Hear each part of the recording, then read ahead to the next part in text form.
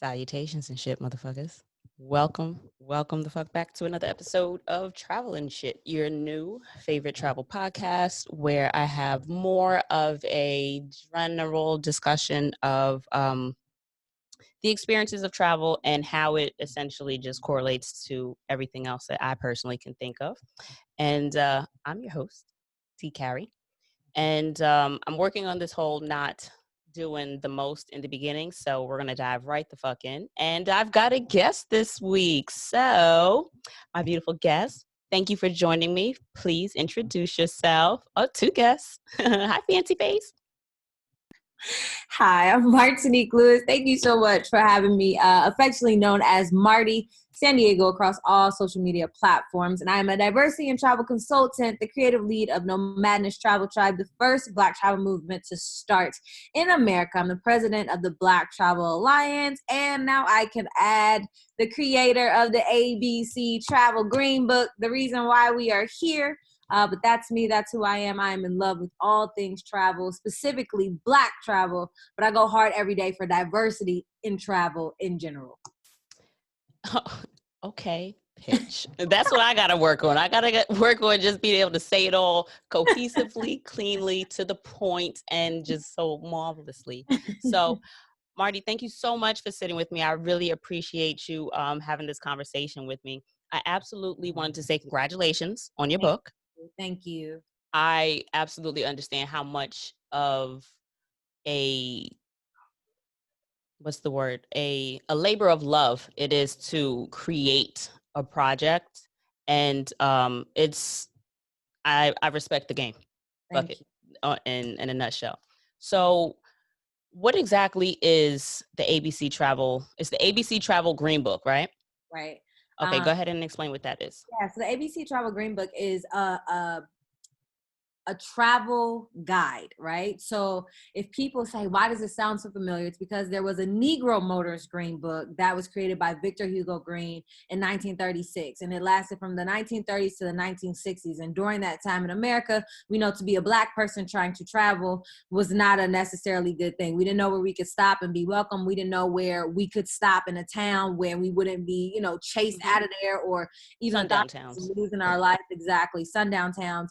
And so he created this book as a guide to let African American travelers know where they could go, where they were welcome and where they weren't welcome. And it literally kept us all safe. It kept our grandparents safe. In some people's cases, it kept their parents safe. I remember my mom telling me when she was younger, they could not stop driving from California to Texas. And I was like, huh? And I'm like, but Mom, you're not even that old, so we're not that far removed from, but taking a page out of his book, I decided to do the same concept, except I wanted to make it an international book now, because there's so many Black people everywhere you go. No matter where you go, you just don't necessarily know that they're there. So I was using it as a guidebook to identify, these travel communities, these Black-owned businesses, Black communities for expats, so what's there before you go.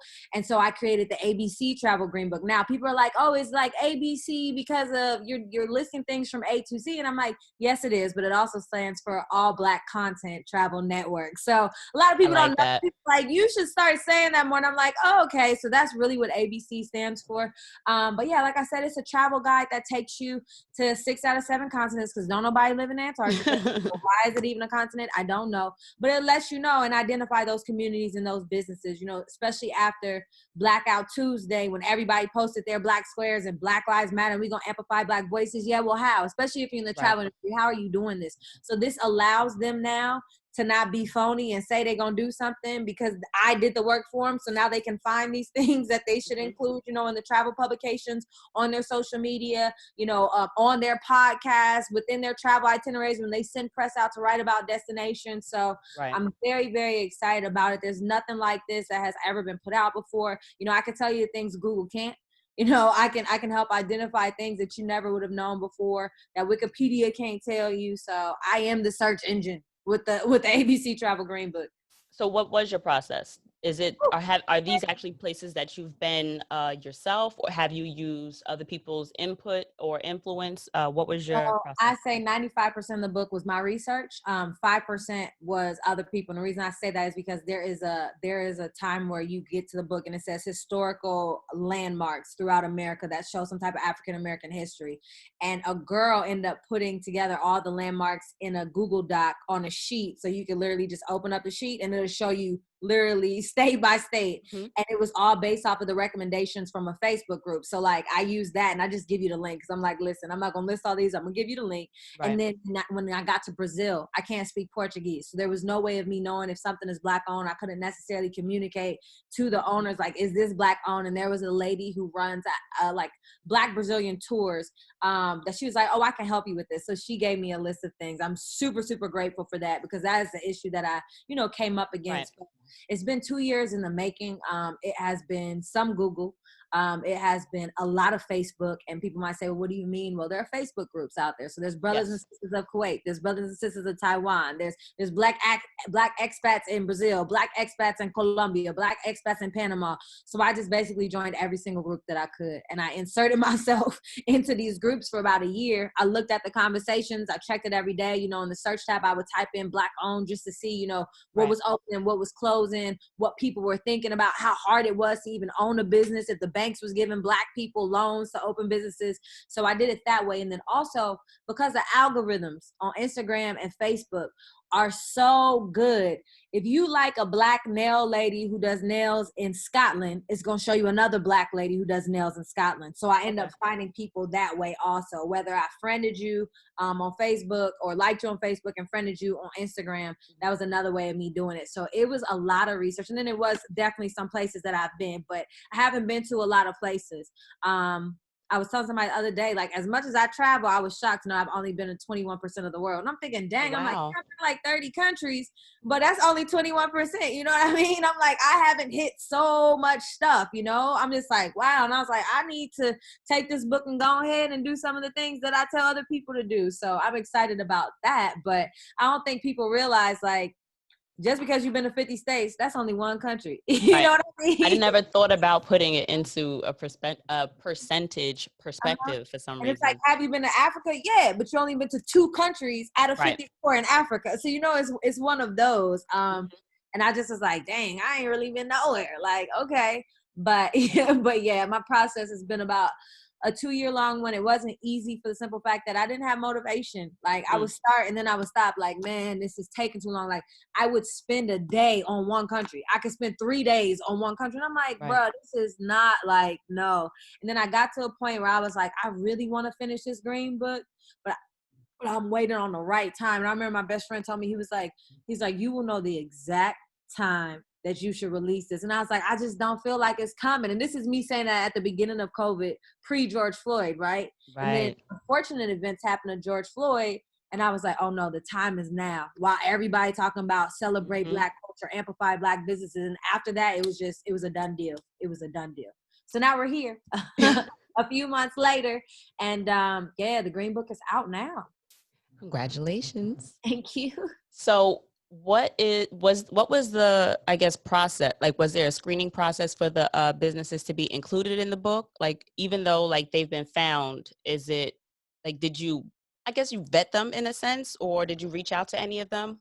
Some of them I reached out to, some reached out to me once some of the press started going. So what I did was I bought as many original Green books as I could and studied what Victor Hugo Green did. Oh, wow. And one thing he says is that, please, just because these businesses are listed, that does not imply that we recommend them to you. We're listing them. So I had to give tons of disclaimers. Okay. Another one was that, businesses open and close. So by the time you get to a business, it might not be there anymore. Or another one was, we are living through a global pandemic. Somebody might be temporarily closed, but just understand that they might either open back up, but it might not be to next year. So there are disclaimers that I have to give, because without me going, there's absolutely no way for me to know. But the thing about Black businesses is the majority of them, when you are overseas, are all in the same neighborhood. So if I can get you to the neighborhood, Mm-hmm. you will only see one Black restaurant there. You'll see 20. You know Right. what I mean? If I can get you to the neighborhood where you see most of the people that are doing hairs and barbershops, you're going to see 5 more. So that's one of the most powerful things about it. I tell you exactly where the Black people are, because then you could Mm-hmm. go there and you'll find other things that way.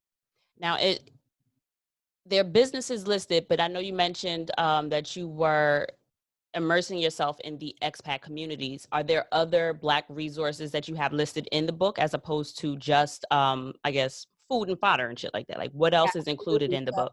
yeah, so Victor Hugo Green, when he did his, it was accommodations, restaurants, things like mechanics. I don't have any need to put a mechanic Right. in there, because I'm like, in my head, people are flying to these destinations. But I definitely do accommodations, beauty and cosmetics, cooking classes if there's any, drive-in movie theaters if there's any, wellness, travel, fitness, restaurants, salons, and barbershops. And it literally goes in alphabetical order, so you'll find them from A to Z, depending on what I do. Mm-hmm. Before I even get to a country, if it's an overall, before I get to a specific city, if it's an overall country and they have like an app specifically for Black people, I list that app. If there are Facebook groups or communities that's for the whole country, I list those Facebook groups. And if there are Black events that I think you should plan your trip to that place around, so that you can experience this Black culture in that place, I list that before I get into the specific cities. So it's pretty easily navigatable.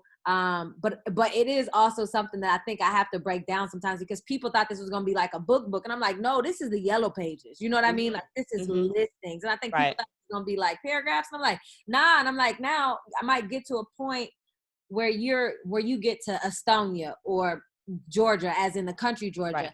And I do go into a paragraph and I let you know, like, this many cases of racism have been reported in the past year. Or this has happened historically in this place, or this is where the Black people are historically in this place, or there's no Black people, so expect to be stared at and stay aware and alert. Right. But I give those disclaimers and then I go into stuff. So I try to be as thorough as possible. But if people are really interested, they'll go through. And of course, there's a table of contents that helps you get to places faster. But in the beginning of the book, there's a quick guide. And I did the quick guide because there was no way I could put all of America in there. Page numbers and how big the book is, the money I would get comes down, right? So I had to think strategically, because Connecticut alone has 100 pages. You know what I mean? And it's a place like Connecticut. We're not even talking about California. We're not talking about Texas. We ain't talking about Georgia. We're not talking about Florida. We're talking about Connecticut, right? A place you don't really. You said 100 pages for 100 pages alone. So this is all digital. No. This is so if it was digital, it would be more than 100 pages. This is for the actual book in 2-column format.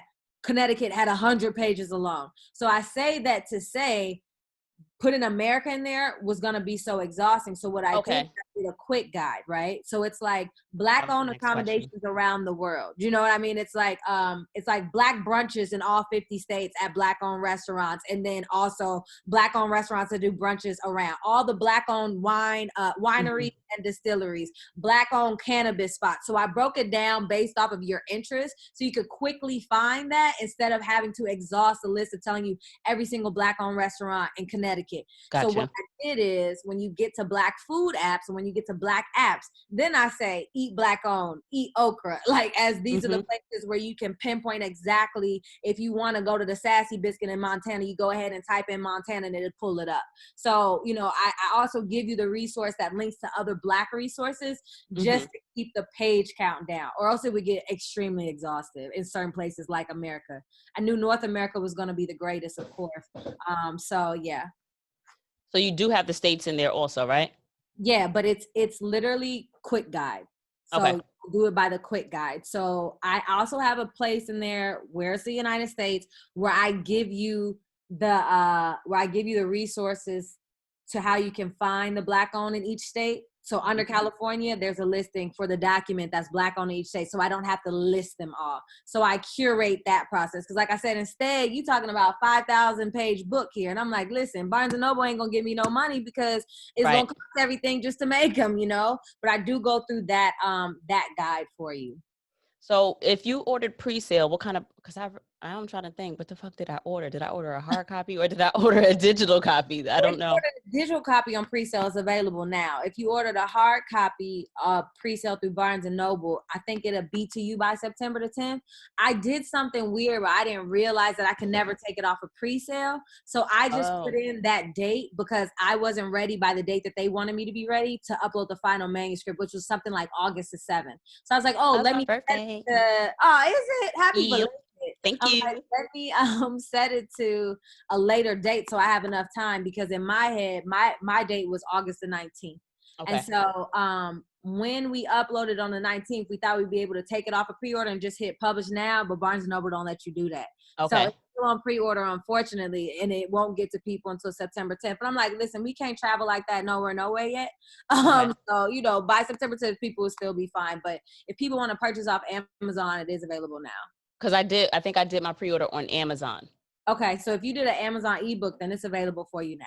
Oh, sweet. Because I'm thinking about going to Vermont in Oh, a couple of weeks because I okay. feel like let's do a road trip. Why the fuck not? I've wanted to visit Vermont just because who the fuck goes to Vermont? Right. And now that I have the time and opportunity, I figured Why not? fucks with it. And this would come perfectly because I was looking on their website and they do have I saw some black owned farms because apparently I think we're African Americans own less than 1% of the farms in the entire nation. And if I can get to one Yeah. for shits and gigs, why not? So what made you want to do this book? Basically, I was having these incredible experiences in different countries where I saw people who look like me in places I didn't know people who look like me were. And I'm thinking, if I'm having these amazing experiences, everybody else keep coming here. I ain't never seen them post this. And I'm like, Mm, I need to create something other than social media where it's in somebody's head today and out tomorrow because of yeah. whatever else is going on, that people know they can always go to. Because like I said, I'm the creative lead at Nomadness Tribe. So I always sprinkle this in there all the time. Like last week, I talked about how to find the Black people in Jerusalem or in Israel. And then I talked about, the first Black man to fly coast to coast in America. But Mhm. it's me taking those things and now putting them in a book form so you always can reference them. Now, question for you. Are you considering updating the digital copy so that like 4 years from now or three, like especially considering that we're in a pandemic right now, a lot of things like you mentioned are going to change. Yeah. So in terms of, it's an incredible resource that's always going to be a good resource. However, like things are going to change. So I Yeah. would love if that were an option. Oh, that's a good subscription service. So if you notice on this one is volume 1, because every year I'll come out with a Okay. volume. And so even now, as more people found out about the Green Book, people have hit me up and said, hey, am I in it? So I'm giving myself until October to add all the new people, because if you downloaded the ebook, then Hmm. you're constantly getting updates. If you got the actual paperback book, you're not getting updates if you already bought the book and then I'm updating it a week later with stuff. So I tell myself Right. I give myself to October to add as much more as I can. Then after that, I'm not adding anything until the 2021 version comes out. Hmm. But it's very much so like the original Green Book where he came out with it annually, and that's what I'll Right. do as well. But Okay. I have plans to finish the app by December. So if people just get an app, it'll be a yearly cost. That's my subscription service. It'll be a yearly cost to have it. But the app is like a Oh. Facebook, a Yelp, and a TripAdvisor put together. So you'll be able to create a profile. You'll be able to literally build out your itinerary, your Black itinerary based off the Oh. place that you're going. So you can send it to your family, you can send it to your friends so people know exactly what you're doing on what days. You can, make the hotel reservation or make the restaurant reservation right then and there. Then you can put out a travel notice. So like, let's say you're a solo female traveler and you're going to Brussels. You can put out that travel notice and then it will ping anybody else who has also put out a travel notice and say, hey, this person is here. If you guys want to meet up for drinks, if you guys want to eat dinner together, if you guys want to take a tour together. So you'll meet other travelers, while you're there. Now, granted, you don't have to put that travel notice out there, but that's just for people who like to meet people. That same notice will also let people know if you're available for dates. So it's something like that. I'm trying to put it in there. But let's say you do go to the restaurant, right then and there, you can take pictures, you can upload it underneath that restaurant, you can leave a review. So that's how it's like the Yelp. So it's 3 things in a one. But people like us, we would want that. But people like my mama, she wants the physical book. So Got it. that's why I want to have both of them Because and I allow want that.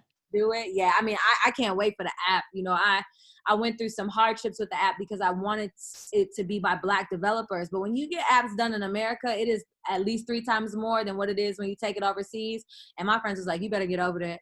They was like, we don't care if it's by a Black developer or not. They're like, listen, we understand what you're doing for Black businesses through the app, so don't even worry about that. And so I swallowed my own pride and I went ahead and went overseas, and it was 3 times cheaper. So I'm just like, yep, save this money right here. So because then also, I mean, honestly speaking, that can be refunneled into another way to develop the project. So it's not like it's, you know, done off of just the, I'm gonna go to cheap route. It's the, no, I want to do this in the manner that is going to allow me to put out the best product for everybody to be able to consume.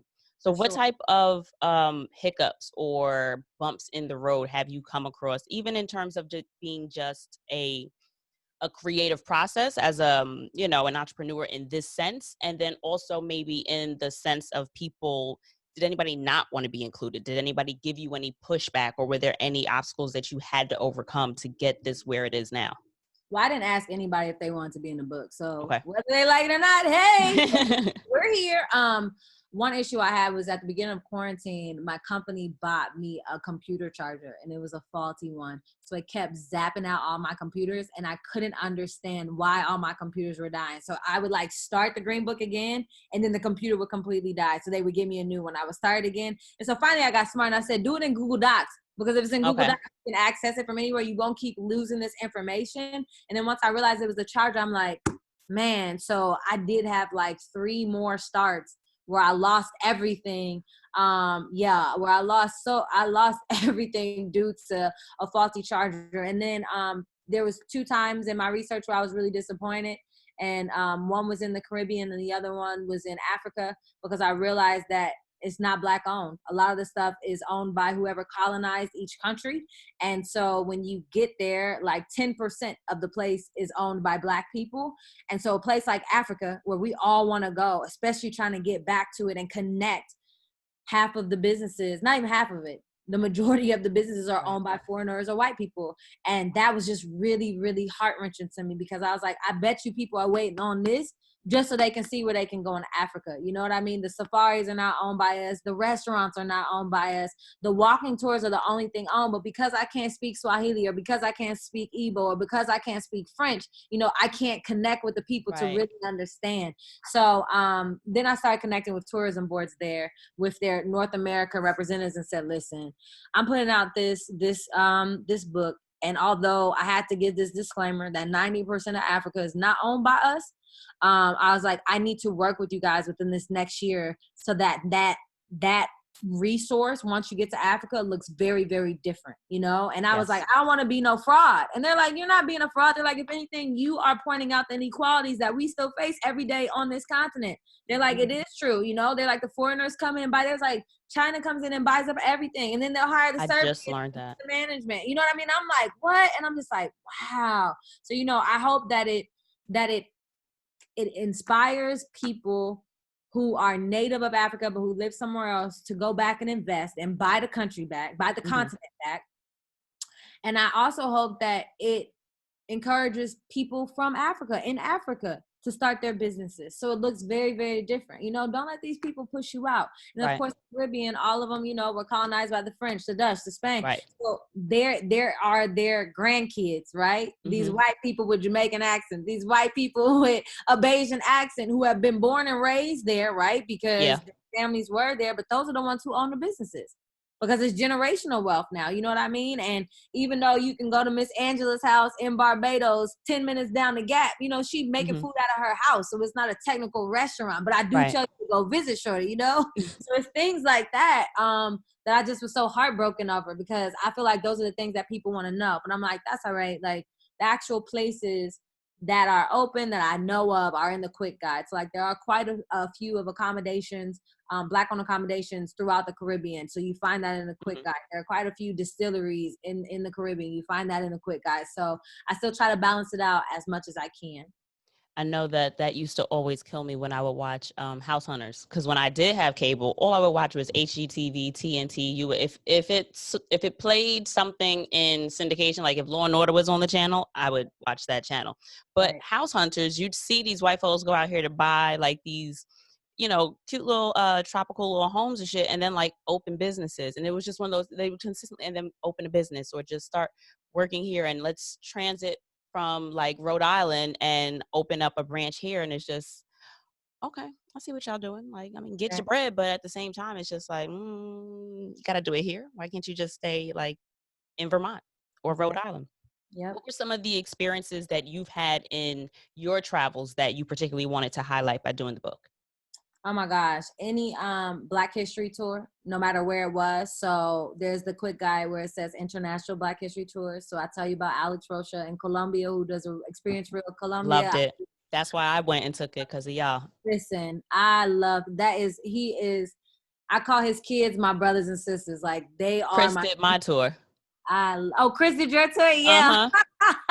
I love it. I love it. So exactly, like, the Rocha family does so much right there in San Francisco with all of their community stuff. And I'm like, without tourism, Alex can't help the community. So it's like I want people to know about Alex, or the Black History Tour in Paris. I tell everybody about Kevy. I tell everybody about Ricky. I tell everybody about Jackie. The Black History Tour in Portugal. I tell everybody about Naki. The Black History Tour in Amsterdam. I tell everybody about Jennifer. The Black History Tour in London. I tell everybody about Tony. So, I'm there. The Black History Tour in Brazil. I tell everybody about Sayura. So I'm wanting to make sure people know, like, if you want to know our history, these are the people that you hit up when you go there. These are their websites. Go ahead and buy it now if you know you're going to be traveling there in 2020. Right. Because my people need funds. You know what I'm saying? Like, they have to refund all of that. And that making sure that I'm helping other people and other people understand that I have your back as much as I can. If I could get 500 people to buy this book, if I can get 20,000 people to buy the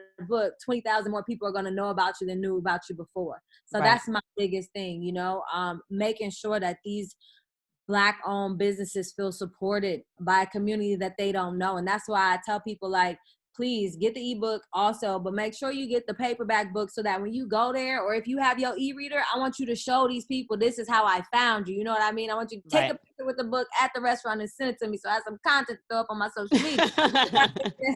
It's like, but really, I want these people who don't know who I am to understand, like, I got you. Like, really, I got you. You don't have to worry about COVID. COVID gonna be here. COVID ain't going nowhere. We're gonna have to learn how to exist in it, but I don't want you to ever have this type of season again where you have to worry about things because people are not coming into the country.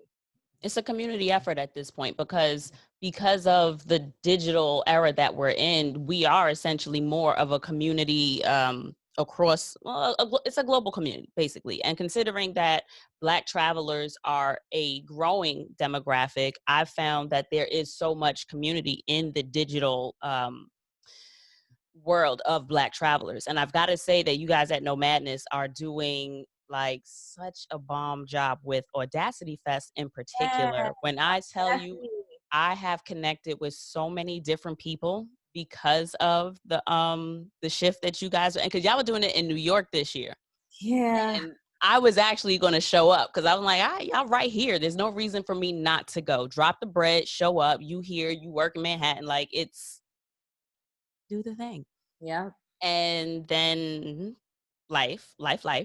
And I appreciate you guys for still doing the pivot, because it has still been an incredible resource. It's been very entertaining. And that Hopin platform, It's bomb, right? Oh my gosh. I keep Hopping was telling people so about fun. it.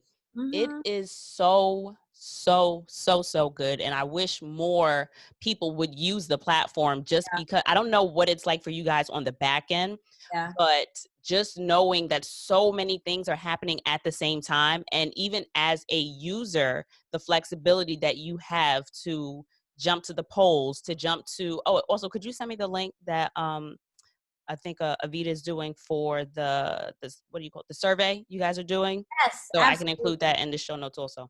Yep.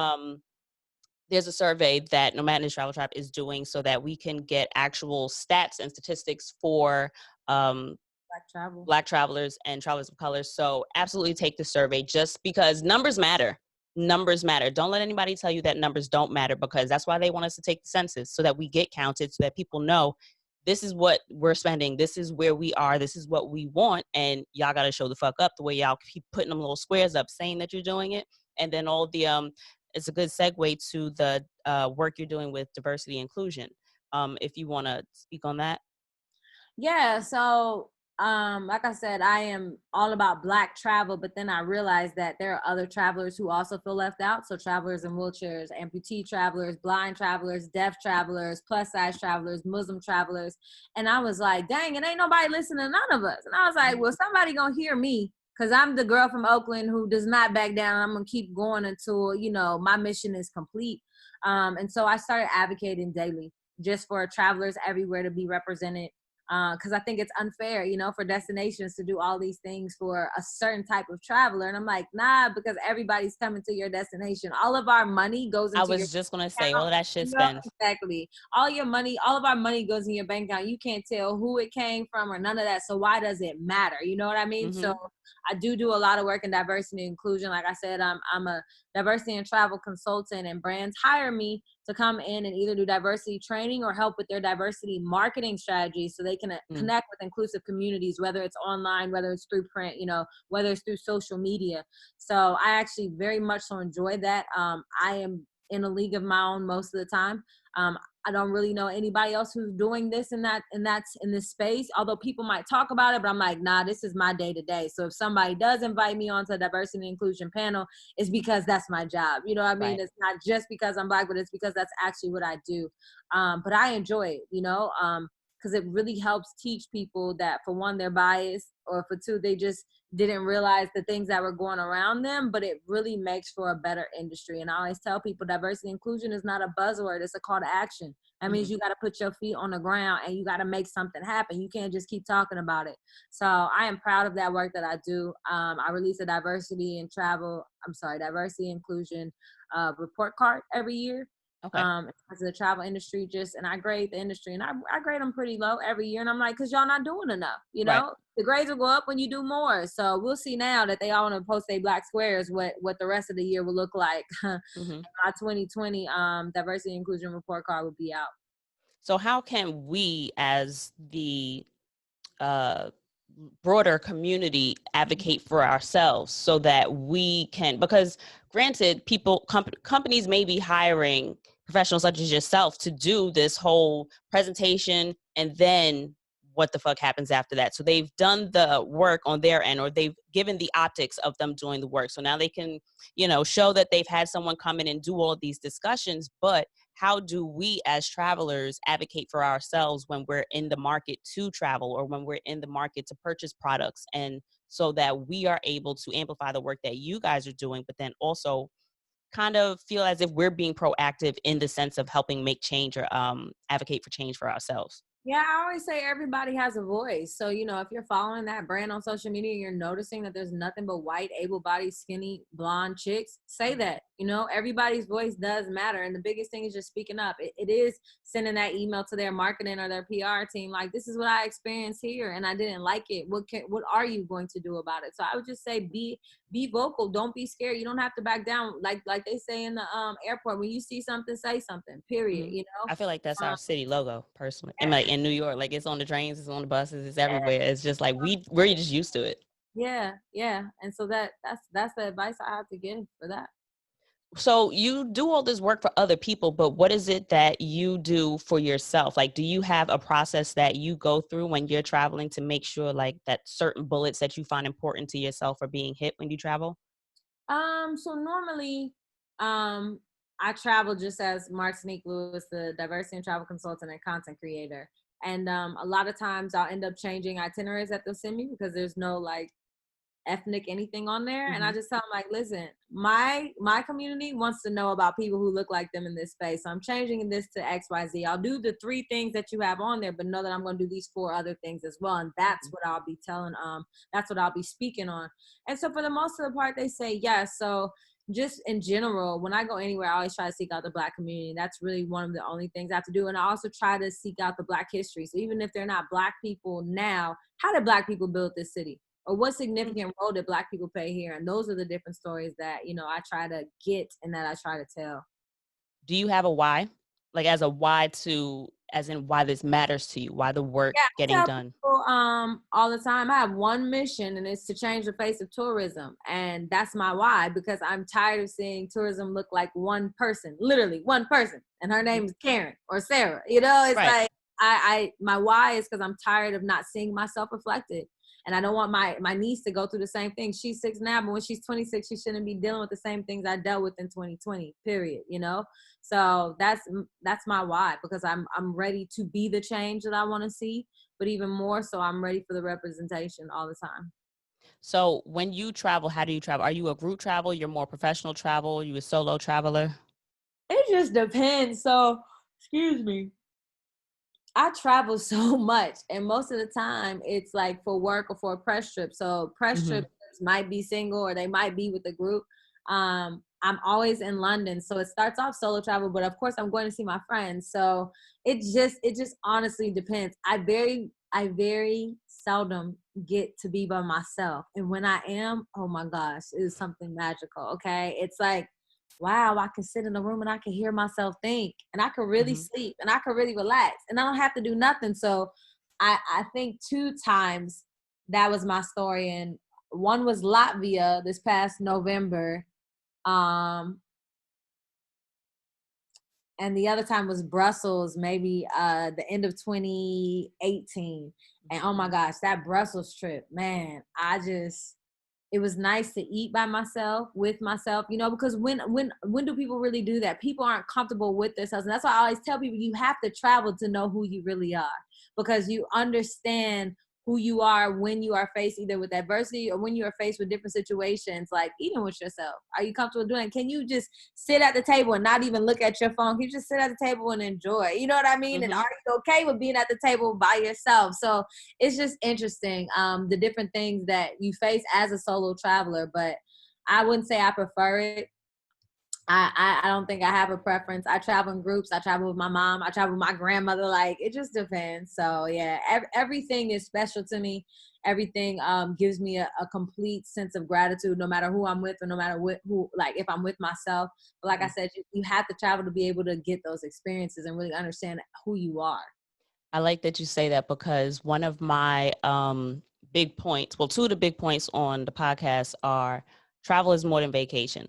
Mm, And it's not that vacation isn't travel, but it's just that if you spend time to be consciously present with yourself, you're allowed to experience yourself so much differently than you do on a general day-to-day basis. And right, that's, for me, why travel is so important to me, because it gives me an entirely different way to experience myself. When I'm home, I'm a homebody. I don't do shit. I stay on right, the couch with the dog and I'm completely content. I love being by myself. I will read, I will binge watch TV, I will do whatever it is that's going to entertain me in that moment. Like, I don't get bored. But when right, I travel, I want all the things. Like, throw me in the fucking game. Like, I'm in the streets. I'll roam around and just get lost and then be unlost. Or I'll book something. I book all the Black shit I can find generally when I go someplace. And for me, I didn't start traveling until I got much older. I don't think it was 2017. So I was 30, 31. And I hadn't left the country before then. I think I'd been to like Canada for like a Carabana when I was in junior high. But for me, that you was at Carabana in junior high, girl. with my family, like I went with my Oh. grandma and my mama. I think it was a church trip at that. And it just so happened to be Carabana. And I remember because there was this cute little boy doing playing mass, and I'm like, oh, I am in love with you, and we just locked eyes through this little gate, and then all of a sudden we was best friends. You couldn't tell me that wasn't my little boyfriend for the rest of the day. But yeah, I do remember that we ended up starting like Niagara Falls, and then because one of my grandmas acted like she was pushing me over, and I never let go of that fear. So I also yeah, I forgive her, but I ain't let her forget it. But all that being said, I absolutely think that people should be as present as possible, because for me, travel is just a brand new way to experience myself. And I've learned so much more about myself because of having that opportunity to put myself in those different challenging experiences or challenging environments, because when I'm home, it's just like, it's what I'm used to. And I don't necessarily stretch as much out of my comfort zone, just because it's like, why? I work all day. I come home. It's like, no, this is the time for me to decompress. And since I don't have to do that when I travel, it just becomes an opportunity to do so much more with myself, for myself, and of myself, that I gotta say, like, I absolutely fucking enjoy. Right. So, with your experiences, what part did experiences from other people contribute to the work that you're able to do? Because I know you said like your mom has told you about the time like they didn't stop on that drive that they did. Have you had any other um I guess important pieces of information come from other people or experiences shared with you? Well, so half of our family is Panamanian. So we had a grandmother who was born and raised in Panama and came to America as an immigrant, and whose family got to Panama by way of Barbados and Jamaica to build the Panama Canal. So, Mm, a lot of people don't realize that there are a lot of Afro Panamanians, Afro Brazilians, Afro Peruvians, and that these people are there and they look like us, but they speak Spanish and they don't know where to necessarily find them. So it's people like her that kind of like helps me be like, oh, so that you can connect with your actual family, in these places. This is how you can find these people. But other than that, no, not really. Like, people always be like, I'm like the Black travel historian. And so I think that made people even more excited when I came out with a book, because people know like what I rock with, or like mhm. what I really be out here doing. And it just made that easier too, because I know it was something that people actually wanted. I always find it funny when people mention Afro Panamanians, because I don't think I've ever met a non-black Panamanian. Really? I'm real talk. Like, at least not that I've known that they were Panamanian. You're on the East Coast. Right. So I'm in New York. So I'm like, every last Panamanian I've met, and I've had exactly. plenty of Panamanian friends, dated Panamanian dudes, and they all black. Every last one of them. I don't recall.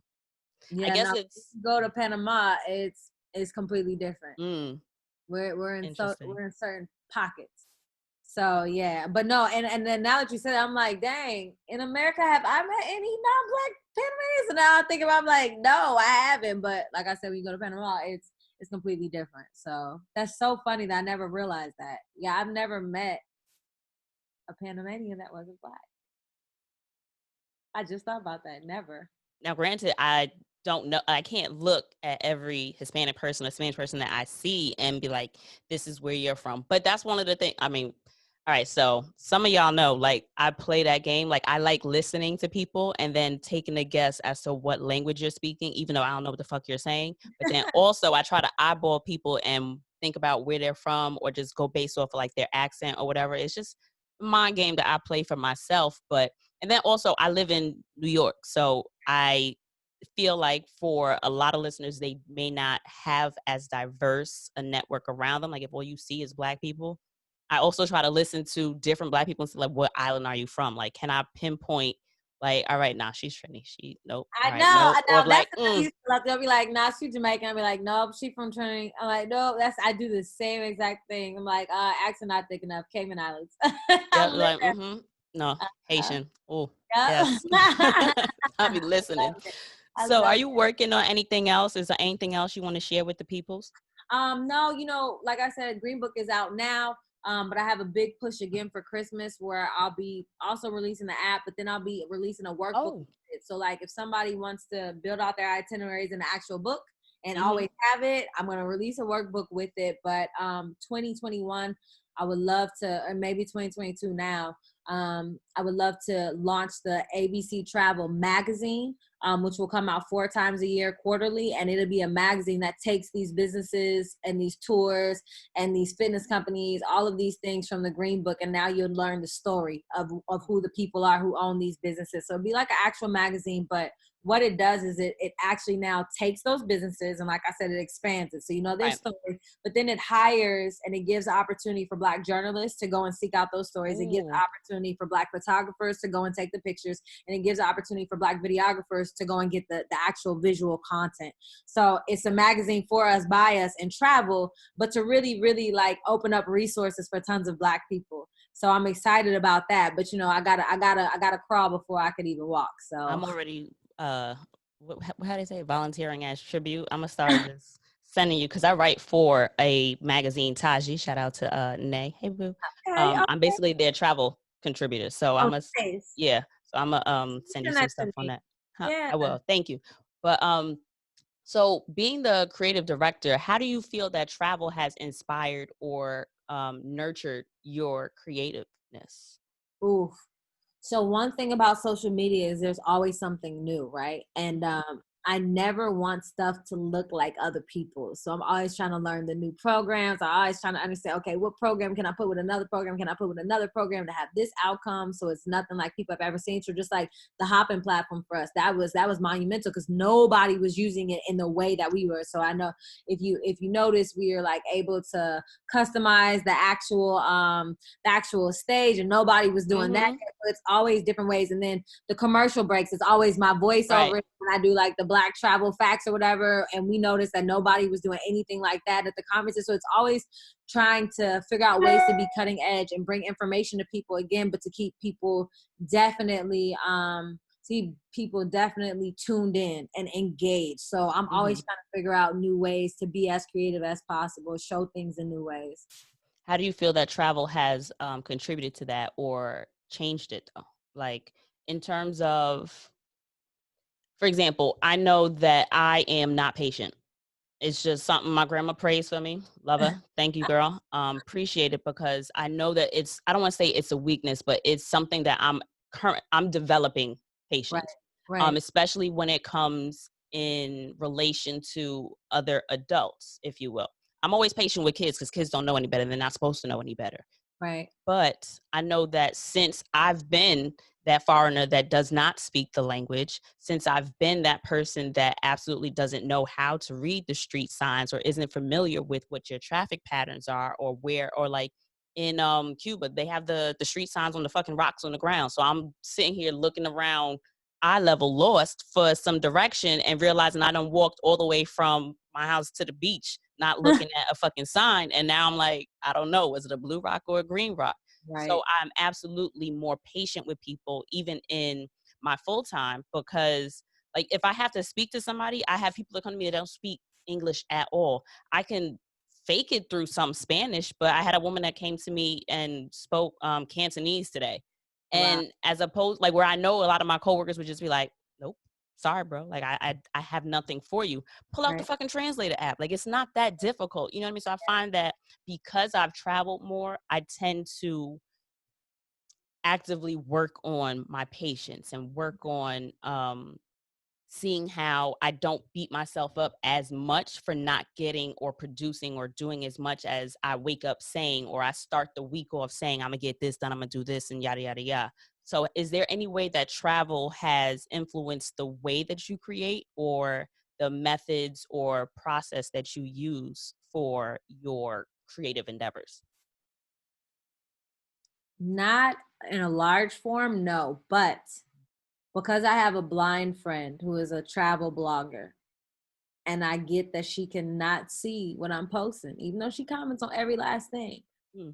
I started changing the way that I did descriptions of the photos, right? So there's something called alt text that a Yeah. lot of people don't use. So instead of just posting, a picture of a red house on the beach, and just posting the picture, you can say, strawberry red house Okay. beneath the beach with the crystalline waters that is Mhm. turquoise sky and two seagulls flying through. Like that has changed the way that I've done things, because I always have to remember, if somebody can't hear, Right. right, is what you're showing, does that come off, in a place Right. that they can understand? If somebody can't see is what you're showing. Does that help? There's ways that they can hear you. So I always take that into actual accounts when creating stuff. And that's because I started traveling with my blind friend and Oh, realized wow. like the destination is not set up for her. You know, a tourism board invited us to a location and took us on a graffiti tour. Okay, sir, this is a blind person on a Damn. graffiti tour, and you're just like, oh, if you look right here to your right, you'll notice that the picture by such and such. And I'm like, but what is the picture? How you expect her to write about if you're not even explaining? And then they put us on this damn graffiti tour where we're actually painting graffiti, and the man starts telling us how to do it. I'm like, hello, she's blind. And I'm like, all right, Sass, get up. So as he's doing stuff, I'm like, all right, spread your legs like this. Okay, like reach out your hand this much. Mm-hmm. You want to do like left to right like a windshield wiper, but you want to make sure that you're still close or else it's going to run. You know what I mean? I'm like, Right. I have to do that. And y'all are the people who work for the tourism board. Y'all the ones who set this up, and y'all not thinking about what she experiences. So Right. it's things like that has changed my perspective and how I do create, because I'm like, there's somebody who can't hear, there's somebody who can't see. How can you still get your message across even though they have, you know, these disabilities? And it's like they really able as fuck, but we just enable them because we enable the shit that we do. So Right. it's one of those also, but they have definitely changed the way that I do things. That's a really, really, really good point. I know I'd spoken with Fletcher Cleaves. I had Oh, him yeah. on, Okay, Fletch. Yes. yeah, and talking to him about like you it's like you in one sense you feel like you're open-minded enough to consider other people and other needs, and you do simple things like you hold doors for people, you hope you see them coming so you open the door for them, or you carry things, you lift things, little things like that. But just all right, so damn, you can't stay here, or you have to do a certain Airbnb search because you're going to need lower counters or wider doorways, or everything has to be on the first floor, or you can't stay at every hotel because fam, like, no, like, what do you mean put me on the second floor and you only have stairs? Like little things like just the extra steps that you have to take in terms of, making sure that you're going to be accommodated for when you get to these places. Mm-hmm. One final question is, do you have any points of note for the LGBTQIA? I don't even know if I got all the letters in there, but for the community in there. Like, I know I had another guest. I met him in Cuba, and he is a man. And I mean, like, he's a man. He identifies as a man, but not. I don't know, because the last time I spoke to him, he was working through that, and he was. So I don't want to say, because this was maybe like almost a year ago is the last time we spoke about it. But at that time, he identified as a man, but he went out in complete drag. Like, he always dressed as a woman, presented as a woman. And that was his thing. Like, he had a good ass time. He had like, he didn't want to be a woman, but he portrayed himself as a woman and had a kick ass time as it. But for him, he has that extra step to making sure that he finds countries where he can feel comfortable doing that, because he's also like 22. So nightlife is a big thing for him. So he wants to go out and party. He wants to go out for drinks and dance and socialize. So do you have like a nightlife section in the book, or do you have a gay, queer, and non-binary friendly section? Yes, where I give you the Black travel communities that fit into that place, but then I give you a non-Black resource, but a resource that was made specifically for queer travelers that has been around actually since the 60s that I didn't know about prior to doing this book. Mm-hmm. So that you still feel celebrated and respected and safe Mm-hmm. as a Black queer traveler. So yeah, actually I do. And I'm assuming that with your emphasis on catering the content that you create to, I don't know, how do you, I guess, because you made a good point. Is like they're fully able-bodied, but we just limit them with the way that we present information and content. So Mm-hmm. is there a section for travelers that do have, I guess, mobility concerns or other Not disabilities? necessarily, no, because there's Okay, no Black group for them. So gotcha. like I Okay, go to a point where I'm like Black groups, right? Black okay. communities for you to join. Um, and so like I mentioned the Black nudist group. I do things that I mentioned Black LGBTQ groups. IA, I'm sorry. Plus also.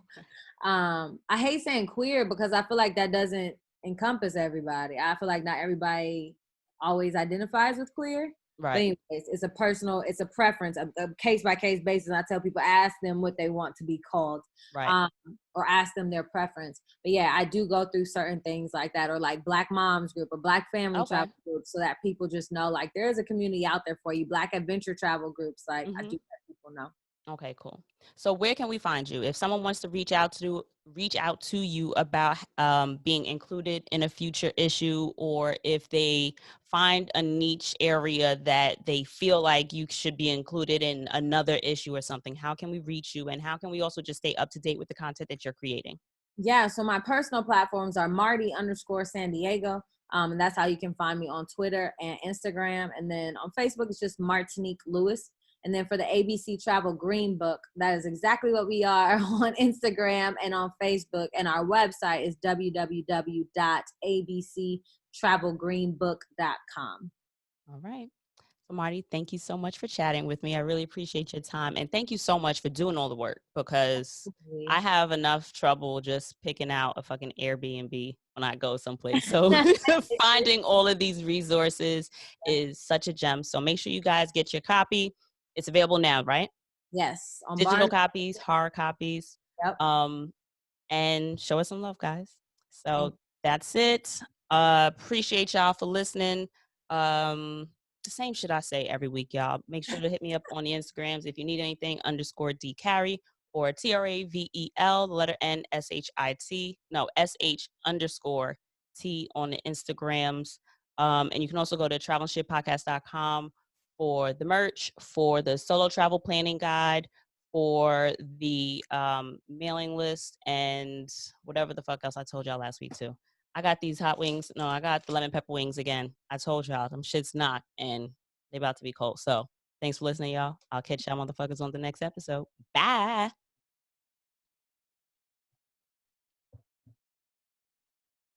How do I? And boom. Bye, YouTubes.